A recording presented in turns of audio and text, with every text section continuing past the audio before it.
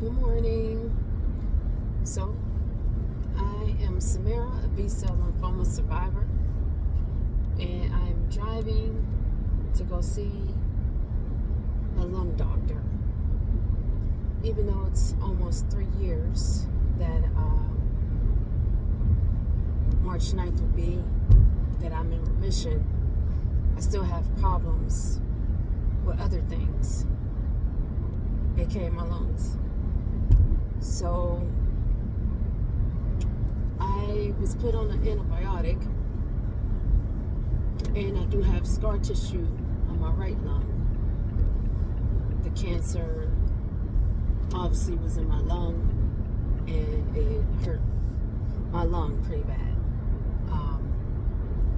I even had pneumonia right after having COVID, and that was about 2 years ago. So I have some damage to my right lung for sure, and obviously we need our lungs to breathe. So even with this kind of cancer that I had, it could definitely cause other things to be affected. So I had a blood cancer, yes, but I also had other issues. So I had a mass in my chest wall, and obviously not a good thing. It definitely put some strain on my heart. But I will say this: I'm better.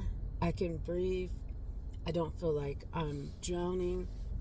For those of you that don't know, I did have fluid in my right lung. That is the one that's damaged as well. And I had about 1,000 milliliters of fluid in my lung that they drained out. And so basically, if you think about it, that's a little over 4 cups. Just to put it, in perspective. A little over 4 cups. And it was a scary time in my life. So it was about 1.5 years ago where I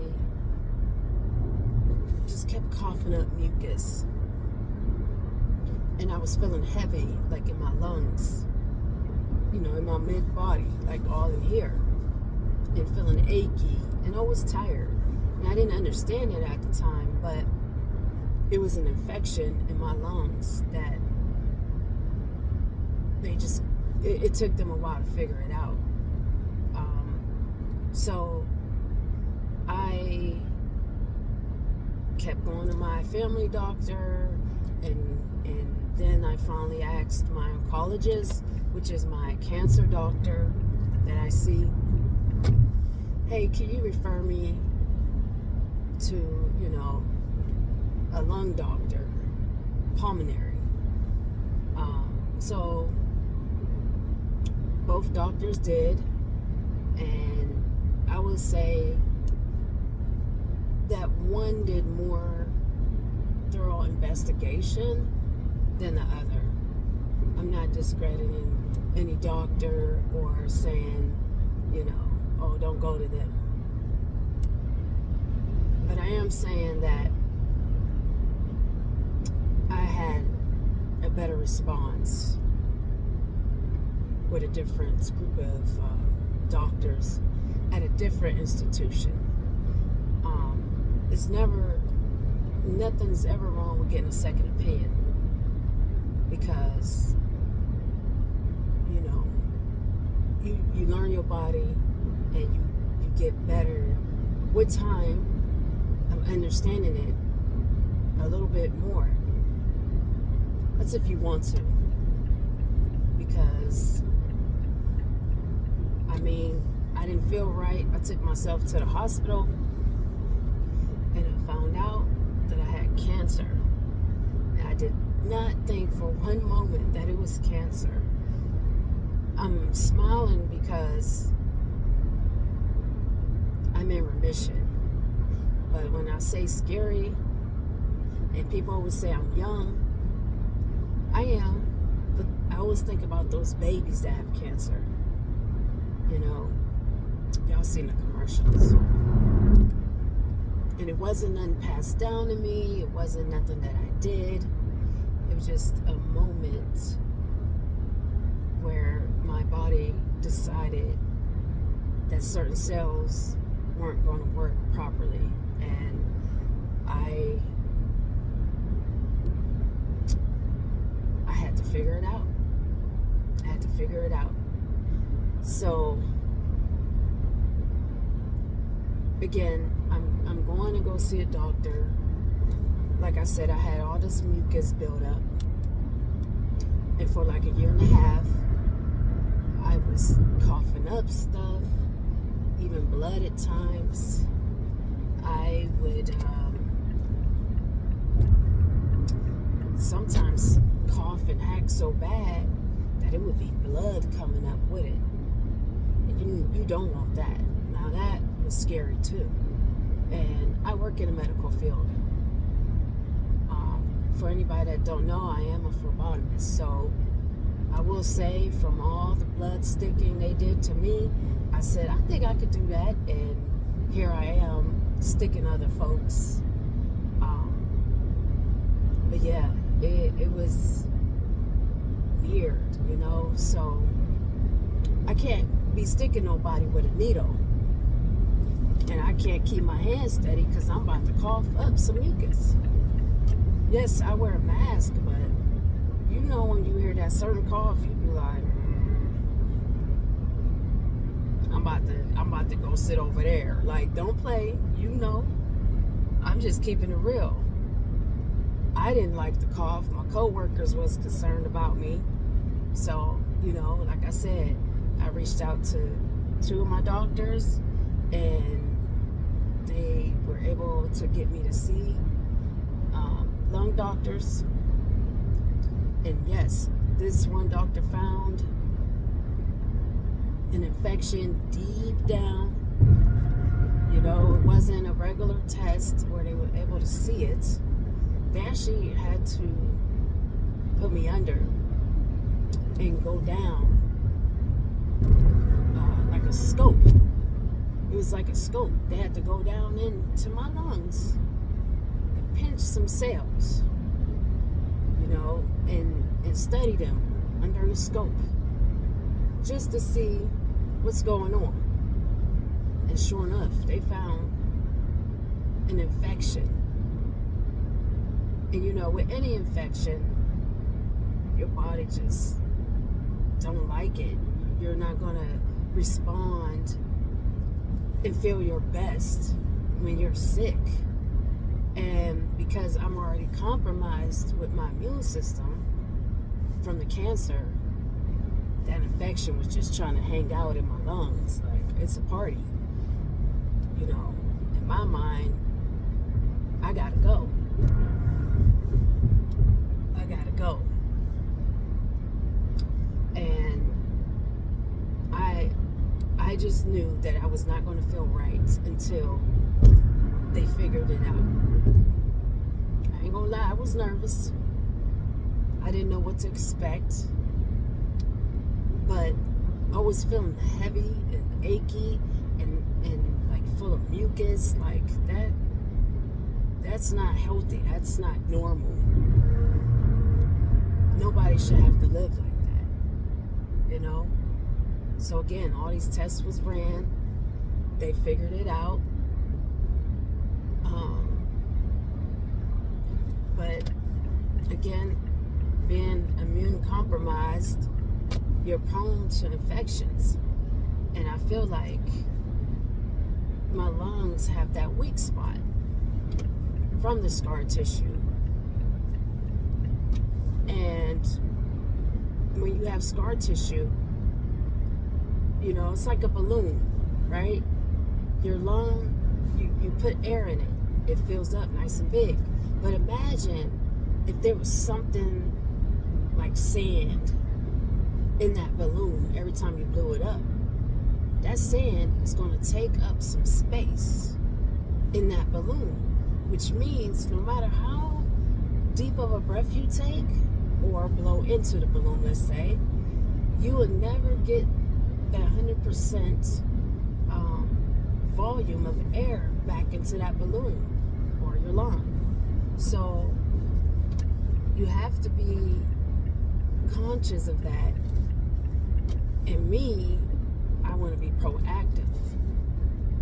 So until I felt right, I knew that it was something still not right.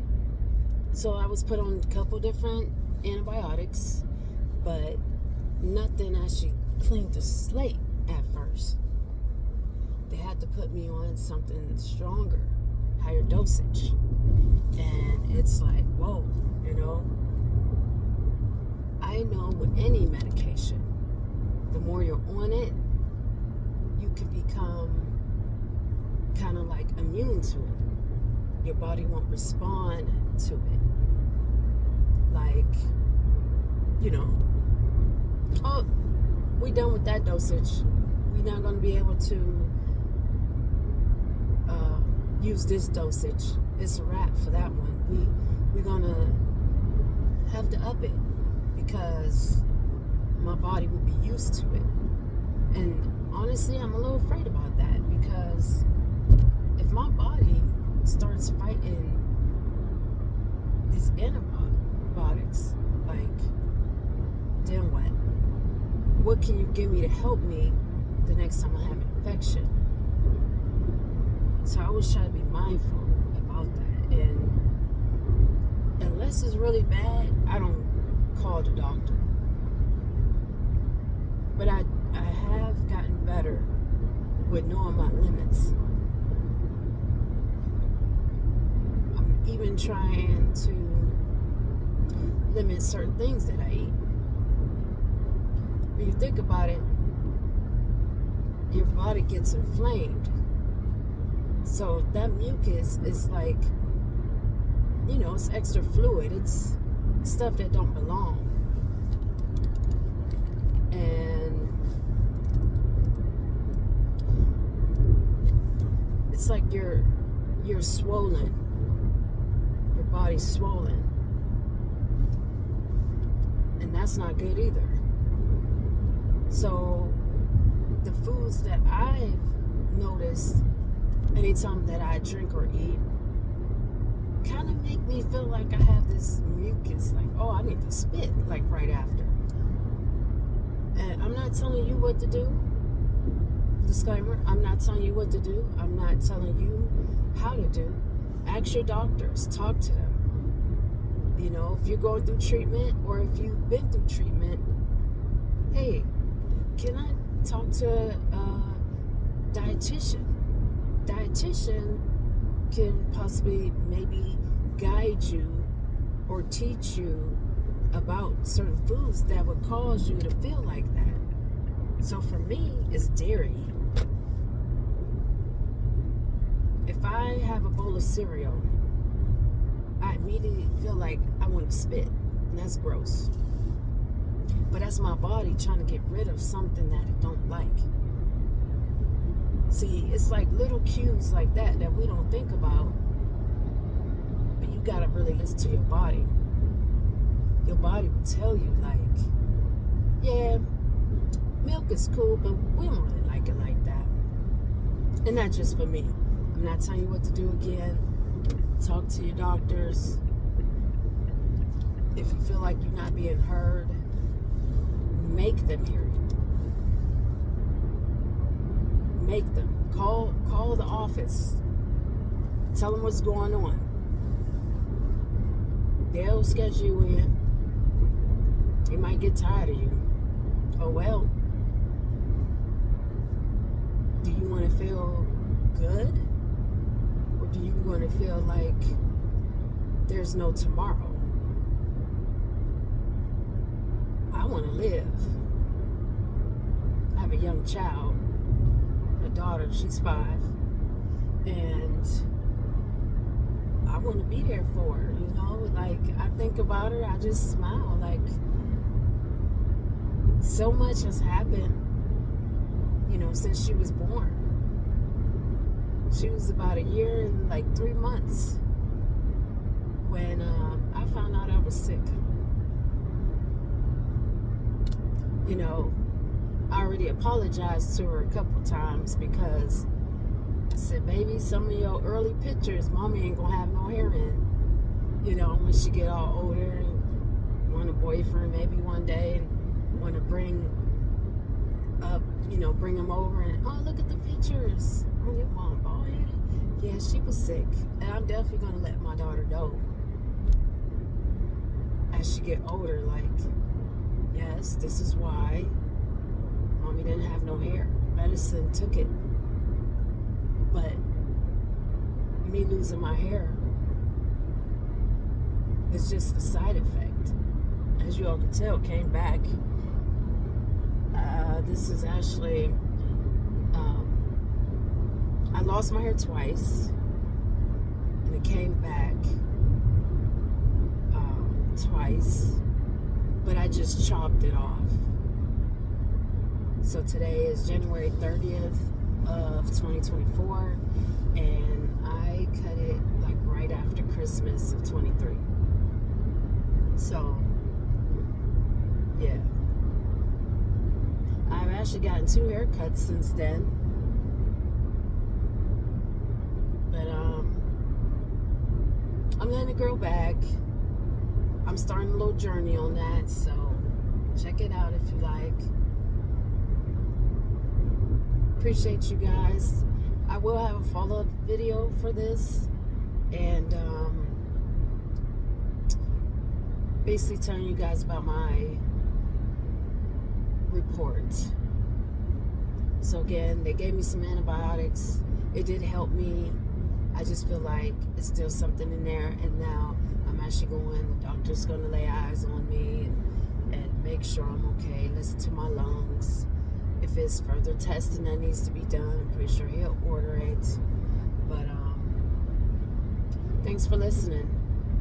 And anybody that is out there fighting, just try to stay positive, even when it's hard, even when they tell you it might be it. If you can, being positive, I feel like really saved me. Being positive and God having his arms wrapped around me, people praying for me, people showing me love. I do feel that because life is short. But if you can train your mind to be strong, which it is already, you have to believe that you will get past it. I'm past it, but I have side effects. And that's just part of the reality. Do I cry and be mad about it? Or do I embrace it, learn about it, and do what I can on my part? But appreciate you guys. Remember, you got this. And I hope you guys have a great day. Bye.